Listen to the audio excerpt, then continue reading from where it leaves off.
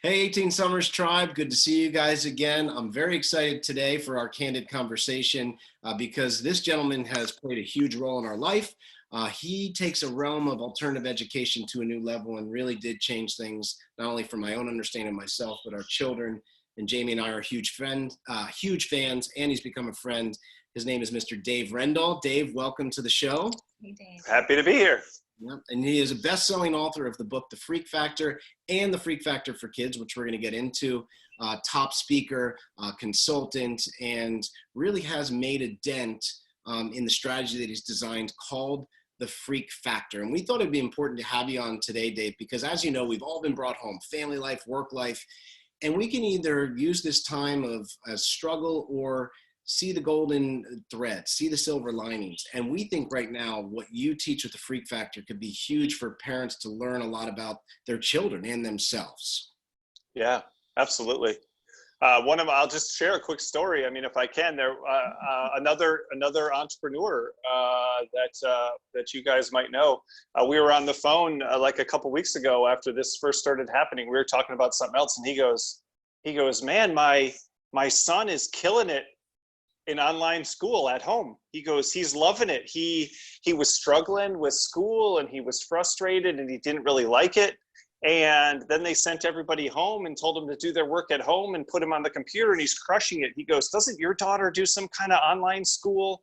I think I'm going to look into it. I think this might be fantastic. And he never would have discovered that if this wouldn't have happened, right? And he's seeing his son has different strengths, whereas before it just looked like weaknesses because of the environment he was in, right? Traditional school. And so now he's looking at an alternative because they were forced into a situation where his son's strengths became evident when they weren't before. And so I think this is an amazing time for us to maybe see ourselves and maybe our kids in a different way. And that's just a perfect example that's already sort of come out in the last couple of weeks. Perfect example. That's a great example. And I actually, before you started that, I was saying, I wrote a little note saying, wow, this boiling pot is I was wondering if you were seeing some of these strengths becoming really strong and just likewise the weaknesses becoming really strong as well, being able to see those different characteristics. Yeah, and I don't have a specific example for it yet, but I'm guessing it's out there. There's probably also kids who were crushing it in traditional school, and now they're at home and they're struggling with the lack of structure, the lack of clarity, the need to use new systems, being away from all their friends. Maybe that's the thing that made school so enjoyable, is they're extroverted people who enjoy having everyone around, and now they're on lockdown with maybe one brother or sister, or maybe none. Maybe they're all at home alone with no other kids. And so I think we can watch out for both of those things to see that not only do those weaknesses sometimes have strengths, and when you put somebody in a new situation, you see them thrive. You can also see somebody who seemed very strong in that other situation start to struggle a little bit because the new situation doesn't really match who they are and doesn't fit who they are. And that doesn't make them bad or wrong, but it means we just can't expect that, because we think about things that way. I have good kids, or I have somebody who's a good student. Yeah. No, they're a good student at school in the traditional situation, et cetera, et cetera, et cetera. When you pull that away, now you have a different person that you need to learn about, not just assume they're fine because they've always been fine. They might be struggling more than somebody else. Because of the new environment. But yeah. to retract that back, I mean, the Freak Factor, again, I want to dive into the test in a minute, but I want to use you as an example because we've talked about it personally, and then in the kids' book, you, for example, because I want to give hope of what you've achieved is phenomenal, and we love, you were not good in school, Dave. You were not. But I'll give a few examples of the things that got you in trouble but actually have made you who you are today. I love those examples for our parents that don't know it. I mean, give a couple of the examples. Yeah. I mean, it's the classics, right? It's the troublemaker. It's the class clown. So I was in trouble because I couldn't sit still, couldn't be quiet, and wouldn't do what I was told, right? And so that's obnoxious and rebellious and inappropriate, immature, no self-discipline, no self-control. And to be clear too, I wasn't one of those kids who was like, I'm going to show you, someday you're going to see. I was like, if all the adults, parents, teachers, and ultimately employers think I'm broken, I probably am, right? If they think I'm going to fail, I probably will. I wasn't one of those people who are like, I know better. I was like, how come I can't be the way I'm supposed to be, right? I wasn't defiant about it. I didn't have the ability to control it. And so I thought I was broken because they said I was broken. And like you said in your introduction, now I get paid to stand up, not to sit down. I get paid to talk, not to be quiet. I get paid to run my own business, not to do what other people tell me to do. All of those weaknesses were weaknesses. I'm not saying your kids don't have weaknesses. I'm not saying students don't have weaknesses, but they were also what? They were also strengths, again, in the right situation. And as an adult, I was able to not even so much find those situations as create those situations. As an entrepreneur, you're not finding a job, you're creating a job.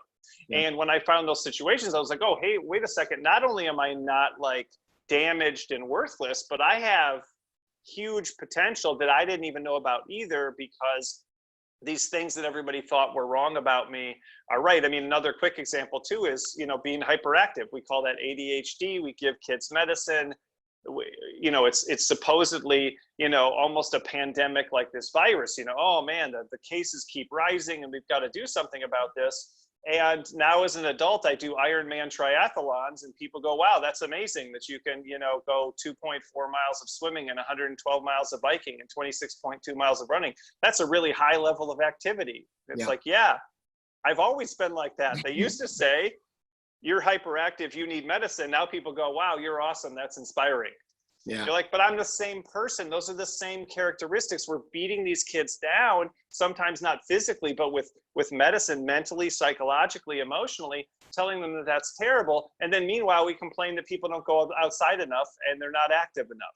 And it's like, what do you want? And so I think we need to make sure we're looking at people more clearly. And as you said, seeing both sides. The weakness always has a strength. And I learned that sort of through my own experience. Which I think is one of the greatest gifts we can give to our kids right now. And again, going back to even one of the most basic ones that you said, hey, I was this tall, skinny, awkward kid. Well, the tall, skinny, awkward kid ended up getting a college scholarship for basketball. You didn't see that at that. So what I love about the Freak Factor, Dave, is you taught me and my children to say, we have certain freak powers that are all different from each other. They're going to come with an ability to accelerate us, and they're going to have weaknesses to them. But can you unpack that? Like, what is the Freak Factor test? So that an overview, because I'd love to start getting people turned over to you to start taking them like my family has. Yeah, the Freak Factor assessment is really simple. It's just right now it's 3 pages. We're working on actually turning it into with another entrepreneur working on turning it into an online assessment that people can take, just like the discs, just like the MBTI, just like StrengthsFinder, where people can answer questions and get reports and learn about this. But right now it's real simple. You look at a list of 52 strengths and you pick your top 5 strengths. You look at your list of 52 weaknesses and you pick your top 5 weaknesses. And you do that independently, and I do that on purpose. And on the last page, you see where your matches are. So the last page has the strengths next to the corresponding weakness. And the simplest one to understand is, let's say on page 1, you're like, yeah, I'm pretty persistent, and it ends up in your top 5. I'm a persistent person. I stick with things longer than most people think is reasonable. That's what makes me successful. I'm a person who doesn't let go. Awesome. But on page 2, you see a weakness, stubbornness. Yeah, stubbornness. I stick with things longer than most people think is reasonable, right? And people literally do this and they don't see the connection immediately. Then you go to the last page and persistence, the strength, is right next to stubbornness, the weakness. And you go, aha, right? Oh, I never thought of it that way. A CEO that I was doing this with once, critical and judgmental was the weakness. And he actually hadn't picked the corresponding strength. But when he saw analytical and rational right next to critical and judgmental, he was like, oh, wow, I guess that's why I am the CEO. I guess that's exactly what's made me successful. But for 50 years of my life, my parents, then my teachers, then my employees, then my wife, then my kids have been like, you're too critical and judgmental, when in fact, my analytical and rational nature is what's made me so successful in the business world. So that's how the assessment works. There's 52, and it shows people, and sometimes it's amazing. People will match all 5, right? They'll pick 5 strengths, 5 weaknesses. They go to the next page and they're like, yep, that's me. All of these things are connected. I'm organized, and yeah, that makes me inflexible, because if everything has to be in the right spot, then everything else is the wrong spot. And that means there's a right way and a wrong way to do things. And if you're organized, it's not about thinking outside the box. It's about putting things in the boxes that have labels on them, and that doesn't allow for a tremendous amount of freedom. But there's nothing wrong with that. It's a strength and a weakness. And so that's what the assessment does, because the most common question people would get after hearing me speak, or that I would get after people would hear me speak is, okay, what's good about this bad thing about me? And if we can't answer that question, then it's a cute idea, but it's not really useful. And so then more and more people want it for their kids. So we designed a separate assessment for the kids, which just simplifies it down to about, I think, 25, 28. And it uses sentences instead of big words like obstinate or stubborn or persistent. And it just says things like, we use on Gem. Yeah, yeah. Well, it's also just good for anybody who likes things to be a little more straightforward. I've had people in EO ask me, one of the traits is hedonistic. And I'll have somebody shout out, what's hedonistic? And I'm like, you're in EO. You probably drink to put it down. Check it off. Hedonistic. Don't worry about what it means.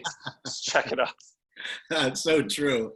And I tell you, what I go back to right away when you're explaining this, Dave, is being in the Florida Keys with you for the family retreat we were all at together, and sitting there in the big glass room and going through the test, and then sitting down with Jamie and our older sons. Our little ones were not in because they're too small.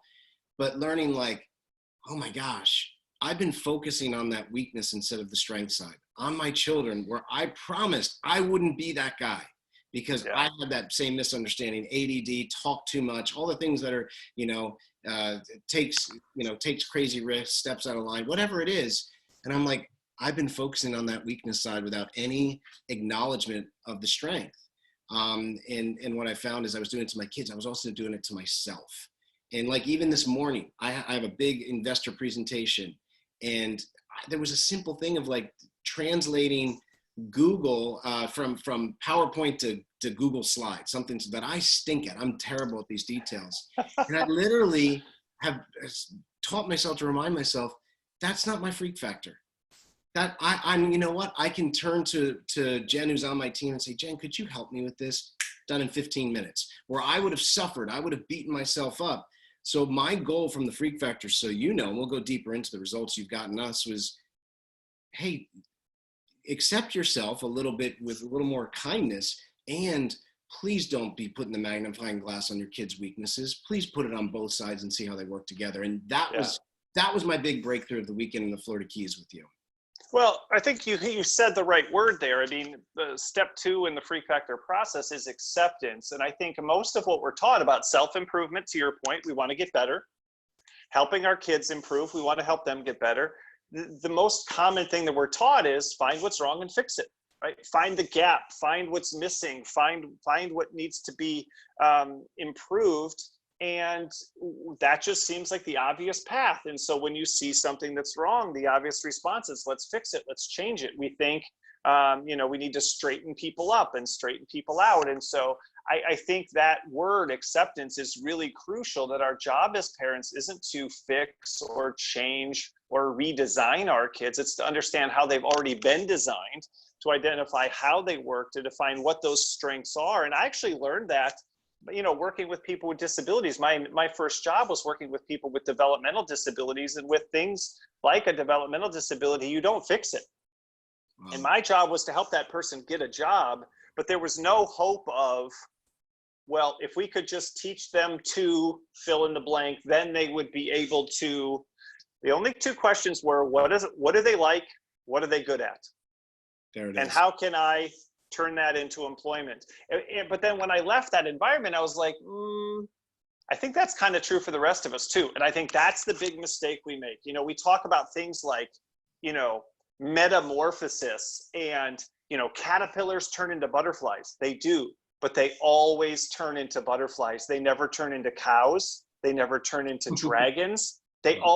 Caterpillars don't magically turn into something that they weren't from the beginning. They have that inside of them, and they become what they were always designed to become. Caterpillars never turn into mice, right? And so when we talk about metamorphosis, that doesn't really happen. Your kid turns into what they are designed to turn into when you help to unlock that, not when you go, no, my kid's going to be a fill in the blank, and I'm going to turn them into that because that's good. or that's better than where they're going right now. And so I think that's the key. What does my kid like? What are they good at? Who are they? And how do I tap into that? How do I accept that? Not how do I change that? How do I transform that? How do I work somehow my magic on it? And by the way, my undergraduate degree is in psychology, and there's a guy that tried that. His name is B.F. Skinner, and he told people, give me your kid and I'll turn them into what you want me to turn them into. And that was a total disaster. All he did was turn them into lunatics. You don't turn a kid into a doctor. You don't turn a kid into an accountant. You don't turn a kid into anything. You have to work with what you have and build on that, not think you're going to turn a kid into something that they are. Yeah. And, Jamie, you should talk. Jamie ran Montessori schools for years, and she was my biggest teacher, saying, you are a guide. You're not in charge. You're a guide, and follow the child. Let them lead deeper down the road of, that was one of the biggest lessons you ever taught me in education. Yeah. And what was huge for us after spending some time with you was not just that we got to take the test separately, or that the boys got to take the test separately, but that we took it all together as a family. And so then it created being able to have that experience together, which is something that I definitely recommend anyone that listens to this to do, especially we're home. Let's take advantage of this time to really get to know each other. It gave us a common vocabulary. So what happens is, with us all being home, Jim's in work all of the time. I'm primarily in home. He's primarily in work, but we're all in the same location. And so what tends to happen is he's very driven when he's in work mode, and I'm very artistic when I'm in home mode. And so to blend those two together, and it has been difficult. And there's been moments where he'll start talking to me and I'm like, whoa, why are you yelling? Like, turn it down. And he'll say, I'm passionate. We know this, like from the Freak Factor. From the Freak Factor. And I'm like, damn it, Dave. Why did you tell him that this is okay? But it's great, because then I'm like, okay, you're right. It also means that you're passionate when you are with me, and you're passionate when you are focused on something that really matters to you. It's not just that you're passionate when you're bitching about work, but you're passionate when you're wrapping up your family too. And so I think being able to experience that together and take your vocabulary together and really learn gave us something, a common ground to understand that when he says that, he's not just, blowing me off. Yeah, and I think, one of the magic that can happen when you do it together is, one of the things we do naturally as humans is we focus on our differences, right? And it's easy to see that weakness in your kid, especially when it's a weakness you don't have. You're super organized, they're super messy and creative, right? You're super flexible, go with the flow. They're super persistent, stick with it until the end. And so it's easy to go, oh, well, that's their problem right there. They're not enough like me. We don't usually use that language, but that's how we feel about it, right? And one of the unique things that can happen is when you pick your top 5 and then you look at your kids, it's almost always likely they're going to have at least one match with you. Oh, yeah. Oh, yeah, they've got that weakness just like you do, but they also have that strength. And now you've got that bond, whereas you used to think it was you over here, them over here. You needed to somehow bring them over here. And you're like, oh, wait a second, we're not so different after all. Or there's at least that one thing that we can really connect on and that I can accept because I've had to accept it myself, or that I struggle to accept because I haven't accepted it in myself. And so that's where some of the magic can happen as well when you do it as a group, is seeing those things you have in common, whereas the easiest thing to focus on is the differences we have. That's great. I remember that. I think all 4 of us had one thing in common, like you're saying. And then we had, you and Leland were almost identical, and Alden and I were almost identical, which I think that we knew how that was going to end anyways. But it is neat to be like, oh, but it gave extra clarity. It gave, okay, now it's very sense. Clear. And and with those results though, I have to go into the results that it got, so that, because our community is always looking at us, Dave, saying we are not afraid to go off the main road. And, when it comes to education and family, the way that we do things is a little different, and we're okay with that now. And one of the biggest things is exactly what you're talking about, giving them the space to go deep into what they're passionate about as their main part of education, not forcing them, as Skinner said, they're going to become this, just literally backing off. And I think one thing that we've done lots of things wrong, but one thing we've done right is with Jamie's Montessori and your Freak Factor, we gave our oldest the space to say, don't worry what we want. Think about what you want. What are you naturally drawn to? And we gave that space, and you have to give up, oh, my son's not going to be a doctor, or what about the PhD? And we look at college as a 50-50. It might make sense, it might not. For some kids, Some kids it will, some it not. But for our oldest, so and some of this story, he is a great fisherman. He's 16. He gets out of bed at 5:45 in the morning. I mean, how many kids get up that early to do that? Teens. And then all of a sudden, like his mom, they share art. I mean, you wouldn't want me trying to paint something. They might call the authorities. It would be so bad.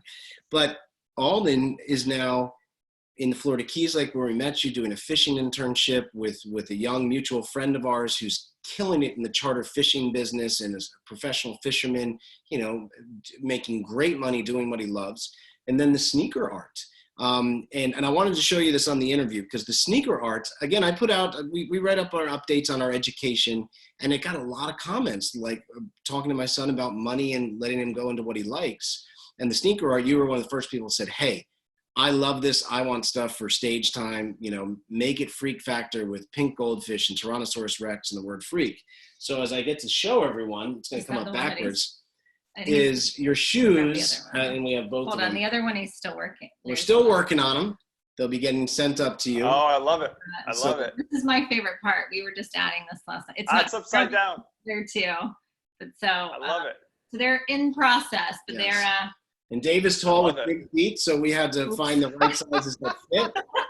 But again, he got so much out of it. And to see, I said, Dave wants a pair of shoes. I introduced him. I could never do the push-ups for him. I couldn't do the artwork, but I gave the space and honored it.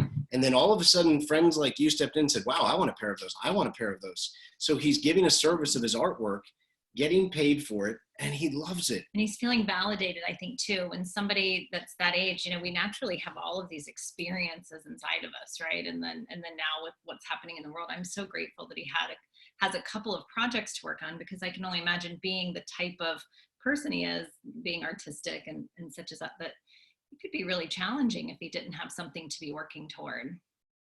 Yeah, well, there's always that question. It was like, well, how are you going to get paid for that? Or, well, how does that work? And sneaker art is an unusual way to get your art out into the world, right? I don't need a canvas. There's only so many spots on my wall for art, but I travel all the time, and I wear pink shoes, and just like I've done with my shirt, and just like I've done with my hat, and just like I've done with my glasses, why can't I have my own stuff instead of somebody else's, right? Why can't I have something that's exclusive to me? Which is beautiful too, because you're honoring his uniqueness. And then through his art, he's able to help other people focus on their uniqueness, right? And if people are paying attention to my off-the-rack pink shoes, what's going to happen when, and think how beautiful that is too, because that's a self-fulfilling cycle, because then when I'm on stage and somebody says, those shoes are amazing, who did your shoes? Boom, I'm up in front of 500 people. I'm in front of 1,000 people. Now we need to get me back on stage because Zoom calls aren't good for showing my shoes. But I think that's a great opportunity. And then that's a real business, right? That's a real business. Not I'm at home painting landscapes and my mom thinks it's cute, but I don't have any way to make money. And so I think that's a creative combination of, I'm into this, but okay, how do I find a situation that allows me to get rewarded for it, right? And to turn it into something valuable. Yeah. And I would have to say, and I'm sure you would agree or disagree if you need to, but you and I could have never picked what we're doing in school. I didn't know it existed. I didn't know it existed. Exactly. Yeah. Exactly. And that's what we were trying to say is even with the sneaker art, I'm like, it made no sense to me, but I said, okay, that's pretty cool. And I just wrote about it. And then all of a sudden the market spoke the same way it spoke about your freak factor test and your books and your speaking. You just wouldn't have known that. And that's where I tell people, we try to pick a line before we've even surveyed the environment and given ourselves the chance to go deep into something that might seem a little freakish or weird, but it can make all the difference. All the difference I think it makes. Yeah. And David, I was wondering, I remember you gave a number of something about some people's speed reading or words that they read per minute. And so I want you to speak a little bit, so when you discover your children's freak factor and when you see something that they're really phenomenal at, or you discover their weakness, either one, what story can you tell or that example to help parents understand how to either not try to strengthen the weaknesses and to really just focus on strengthening the strengths? Yeah, so the way I explain it is that when you try to fix a weakness, first of all, you can't, and it's always going to be there. And why would you want to? Because there's a corresponding strength. But let's say you focus on fixing that weakness, right? You're going to make small incremental improvements. So someone's a 3 out of 10 on something, fill in the blank on what it is, right? And you're going to work, and you're going to fight, and you're going to coach, and you're going to train, and you're going to give them books to read, and you're going to send them to workshops, and you're going to yell at them and put incentive programs in place. And you're going to get them up to a 5 out of 10. Now, what does that get them? It gets them absolutely nothing. They made a small incremental improvement. They went from below average to average. And who's looking to hire that? Who's looking to buy that? Who's looking for that? Meanwhile, there's something over here, one of their strengths, where they were an 8 out of 10 when they grew up, when they were born. They've always been artistic. They've always been athletic. They've always been fill in the blank. And you say, wait a second, I'm going to build on this strength. And when you build on this strength, there's an opportunity for exponential improvement, right? For the rewards to start to go vertical. And one of the examples of that, there's two that I can use. One is, like you said, in speed reading. So they did this thing where they helped kids who were bad at reading. They could read about 150 words a minute or 100 words a minute. And they did a speed reading course for 6 weeks, and they got the kids to 150 words a minute. But so that's 50% improvement. Okay, nice. But those kids, even after the class, were still reading at half the speed of the already good readers. So the good readers could read 300 words a minute, the other group. And they gave them that class, and they ended up reading 3,000 words a minute at the end of the class, right? We're talking about 1,000% improvement, right? Yeah. So one group, oh yeah, they got a little better. And what's that going to do for them, right? Are they going to become editors? Is that a useful skill for them in that particular situation? Meanwhile, these other people were already better to begin with. And you think, so here's what we do with the strengths is not only do we mess up on the weakness and we go, oh, I'm going to focus on that. We go, their strengths are their strengths. Put it on cruise control. It's always going to be there. Why bother with it? Because that's where all the improvement is going to be, that they're already good enough. And that's one of the mistakes of traditional school. Once you have an A+, what else can you get? And the answer is nothing. But in life, there's no such thing as that. If you make $100,000, you can make $200,000. You make 200, you can make 300. If you make 300, you can make 400. You can have a better and better and better relationship with your spouse. You can be more and more happy. You can make a bigger and bigger impact on the world. There's no end. But in school, you hit 100% and that's it. Yeah. And so we think like, okay, they're already getting A's there. Why would we spend more time on that? Because that's the thing. And so that's the other story of kind of exponential, is that minimum wage in baseball is $500,000 a year. And you got to be one of the best in the world to be in Major League Baseball, but if you're sitting in your uniform on the bench and you never even get in the game, they have to pay you $500,000 for Major League Baseball, not minor leagues, once you get to the big show.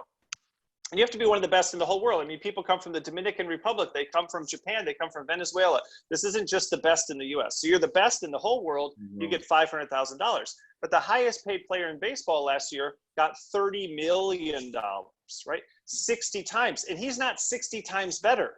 He's a little bit better, but the rewards at the end start to become exponential. So that the difference between an 8 and an 8.5 out of 10, the difference between a 9 and a 9.4. I mean, Jim and I know this from speaking. There's a lot of people who are in the speaking business and they're not in the speaking business. They get mugs, they get pens, they get a plaque, they get a thank you card, they get a gift card to Barnes and Noble, and there isn't even a Barnes and Noble in their town anymore.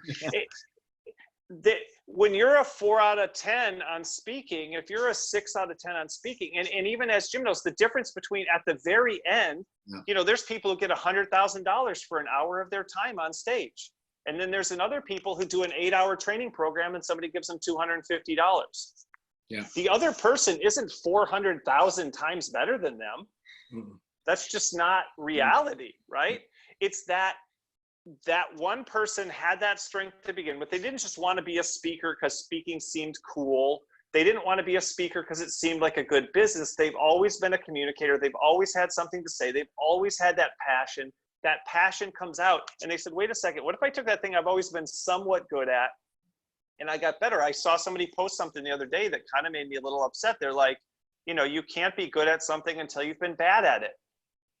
And I'm like, I don't think that's true, because I'm doing a speech in June virtually to Australia for an organization that I've worked with 3 times. And the only reason that I'm working with them in 2020 is because in 2005, I gave one of my first paid speeches in my entire life to a group in Australia, and I've been getting referrals for the last 15 years from that one talk. Wow. Yeah, I'm better. Absolutely. If I wasn't better, that'd be shameful. But I wasn't bad to begin with. I got a standing ovation. I had people who were pumped up. They were buying my CDs that I'd written on in Sharpie and I'd been burning on my computer the night before after running to the Australian version of Staples to get more and to put little labels on it and put them in a clear case. I was a loser, but I was pretty good. I was 7 out of 10. I was 7.5. I was decent. I was above average. My natural talent was something, and then I built on it, right? Yes. And so I think that's a mistake. We're always telling people, we almost throw away what you're good at. Get out of your comfort zone. No, your comfort zone's there for a reason. Build from your comfort zone. Build on those strengths. That's where you have opportunities for massive improvement and huge impact, right? Huge impact on the world. Yeah, I love it. I love it. And like you said, give your kids the chance to build on something that makes sense, that's logical, that they show a natural talent. And it's why would we, well, they don't have to push the ball uphill. Why not give them the chance to push the ball downhill? And that's what we love about your stuff. The Freak Factor has absolutely changed our family. I love to, and I want to, before we get off, I want to make sure people know where to contact you, because we're going to encourage our entire community to take the Freak Factor test as a family. Yeah. One of the best things they can do during this pandemic. But I want to ask Dave a question. And this is a question that we always have fun with to kind of highlight on. Dave is a wise guy right now, but what would 75-year-old Dave say to the Dave of today? So we're looking many years into the future for you. What would that Dave say to you today? Because he's going to be wiser and probably been through more experience. What advice do you think he'd give you today with all the ups and downs and things that are going on? That's a good question. I think 75-year-old Dave would hopefully say, thank you for thinking about 75-year-old Dave when you were 25. You know, I mean, you picked 75, but one of the exercises I've taught people for years that I think I got from Stephen Covey or something like that is, think about your 80th birthday. Who do you want to be there? What do you want them to say about you? And then live a life now that enables that to happen. Wow. Right? Yes. And so I've done that exercise. I've worked through that exercise with other people, and my whole life has been directed towards that moment. One of the reasons I take care of my health is because you can't have an 80th birthday if you don't take care of yourself. One of the reasons I've spent so much time one-on-one, I mean, you talk about board meetings. One of the reasons I spent so much time one-on-one with my children is because I think about having them at that birthday party, having my grandkids at that birthday party, and what would they say about me? I got a little choked up. I was listening to a new song by Kesha the other day because she'd done a duet with one of my favorite artists, Sturgill Simpson. And so I was listening to the album, and she had this song about she's never going to have a father-daughter dance. And the whole song was about what a terrible father she had and how she's never going to have that moment. And I got choked up because that was the kind of life that I was trying to create for my daughters, right? And that I have, you know, they're 18, 16, and 13. We have that relationship, right? They have that stability and that security. So what I would hope 75-year-old Dave would say is, you know, thank you for thinking about 75-year-old Dave when you were 25 for building this life then, because you can't make it up at the end. You can't figure it out later. You can't sort it out afterwards. You can't cram from 73 to 75 to have that better birthday party. Yeah. You know, that's not reality. It has to be a long foundation. And I think, you know, I didn't know about board meetings when I was a young dad, but my dad didn't do it super often, but he took us out on what he called dates, right? One-on-one. He had 4 kids. It's a little weird to have a date with your dad because that tends to be a romantic situation.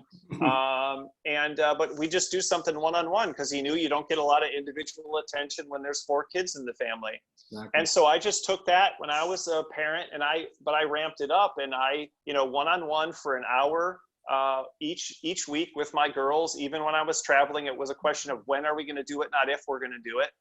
And after 18 years, 16 years, and 13 years of that, we have a relationship that we just couldn't have otherwise, you know? And so I think that foundation is something that I continue to build on. So I hope that's what 75-year-old Dave would say. I think the other thing relevant to what we're dealing with right now is don't panic too much about the moment, because things do change dramatically over time. It's not the end. You know, I've been through the .com crisis. I've been through, You know, I was little, but the stock market crash in '87. I've been through 9/11. I've been through the global financial crisis.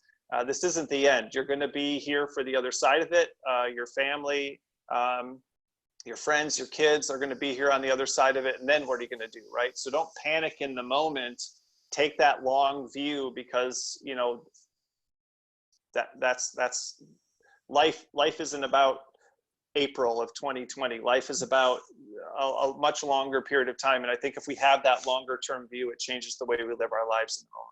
Love it. And probably by the 80th birthday, you'll be laughing about it. And it'll be another story in the book, you know. But we joked about it on the way in. I will be honest. 75-year-old Dave would have told younger Dave, hey, save more money from 2009 to 2019, because it's about to go down, and you want to have a little more money saved up when you're supposedly diverted. I've always said I have the business I have, and I'm an entrepreneur because my dad got laid off when I was a younger person. I worked 7 jobs in college. Even when I had full-time jobs, I worked part-time jobs on the side. I built my speaking business while I was a full-time college professor. I've always tried to recession-proof my life. And I always said, I can't ever lose my income all in one moment, because there's no single person who can say to me, Dave, we don't need you anymore. And my whole world collapses because I don't have an employer. And then it happened, right? Even though I had 18 customers lined up for March and April and May and June, even more. And then it all disappeared in a moment. I wasn't as diversified as I could have been. I wasn't as safe as I thought I was. I did a good job, but I could have done a better job. And I was somewhat short-sighted. And so I think learn from those. I think 75-year-old Dave would say, learn from those experiences. Don't just wait till things get back to normal and go back to doing things the way you were. Learn from the crazy times, lessons that you can use in the other times. Don't forget those, and just be in a hurry to get back to normal. I love it. Yeah, it's a powerful lesson, and one that if you will face, you're going to be better off in 5 years when another thing happens, but you'll be better prepared and you can continue to evolve. Well said. Dave, how does our group get in touch with you? I got a picture here of the Freak Factor book, but one of our favorites is the Freak Factor for Kids. It has been read many, many, many times at bedtime. We actually have two copies of the kids ones. One of them's destroyed because they've read it. If we show it, it's ripped and just, you know. And then that's my favorite kind, though. Yeah, I love it's well giving used. that book away as well, because you know, running schools like I've done, I have parents that'll come in and say, you know, my child is different, you know, special needs children or higher needs, different ability children will come in. And yours is one that I always give them, because I think that it shows how something that we focus on as being a negative can just become such a grand positive. And I think it's so wonderful for children to have a positive role model of turning that tide. So thank you. Yeah, so the simple way to find me, the place where everything is just my website. So drendall.com, D as in David, and then RENDALL.com. If you Google David Rendall, I'm at the top of the list. If you Google the Freak Factor, which no one does, it's at the top of the list. And drendall.com has the Freak Factor. It has a 30-minute version of the keynote, so people could see that whole thing. It's got a link to the book. And then it's got in the resources section below the Freak Factor, it's basically 4 blocks: the Freak Factor for families, and then some other stuff. Freak Factor, there's a resources tab. Click on that. There's a questions to help you know your strengths and weaknesses, but also the assessment that you guys referenced. It's free. It's right on there. And then below that's Freak Factor for families. It's got a link to the kids book, but it's also got the kids book on video, because I wanted people, like you said, people with special needs. And in some cases, like you said, people who aren't going to read a book anyway. But if a kid has dyslexia or ADHD and can't or won't read a book, I wanted it to be accessible to everybody. So I turned it into a video. The kids book now, the one you showed there with the pink cover, you'll see it looks differently. It has a chapter on parenting, and it has the kids assessment in it. So we took the chapter from parenting in the Freak Factor book. So I wanted to beef it up and make it more of a resource. So the kids assessment is in there, but also on the resources page on the website below Freak Factor for Kids and Families, the kids 20 questions to help them discover their strengths and weaknesses are there, and the assessment for kids is there as well. And then a good way to connect with me is on social media. I think I'm maxed out on friends right now, and then I get rid of the bad ones, and then I only have room for 5 more, and then I maxed out again. But all my social media, YouTube, LinkedIn, Facebook, Twitter, all that kind of stuff, there's tabs for all of that kind of stuff. So that's the best way to get me. My email and everything's on there. Yeah, but I try to make all that stuff freely available. The books are all on Amazon, and there's links on there as well, but you can watch the videos without paying anything. I don't try to grab your email or anything like that. And I can send you guys the assessments if you want to make that available on email or whatever, but that's the easy way for people to get it is drendall.com. We recommend your stuff all the time. So yeah. We appreciate it. And I hope to be able to see you in person again soon. I know we're all in a little lockdown, even though we're not that far from each other. That feels good. I think I can see surfboards. It kind of feels like I'm there. I think I see a surfboard in the background. Is that what that is? Yeah. Exactly. Yeah. So hopefully next time we see you on a warm beach again, because that's where we like to see you the most. So, but we hope to see you again soon. In the meantime, we're encouraging everyone to do your work. We love it. We appreciate it. So please keep doing it, because it's made a huge change in our life. Thanks a lot. I appreciate it. It feels good to be doing something after being locked down for so long. That's it. Well, thanks, Dave. We'll hope to see you soon. All right. Have a good one.